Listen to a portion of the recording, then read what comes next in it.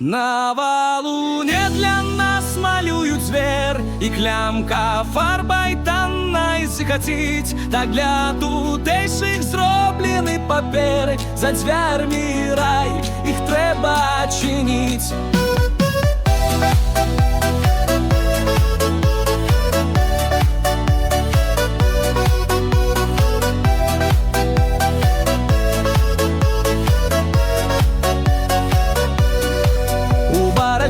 Пробачать ратоване, наш нынешний ворог быцам бусход.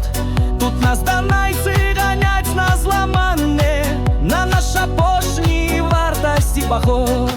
А патріотаў толькі 3%, і Беларусь не будзе ваяваць.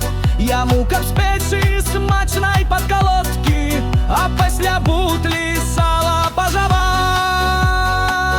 На валуне для нас малюють звери, і клямка фарбой танной захотіть. Так для тутеших зроблені папери, за дверми рай, їх треба чевер. На валуне для нас малюють звери, і клямка фарбой танной захотіть. Так для тутеших зроблені папери, за дверми рай, їх треба чинить.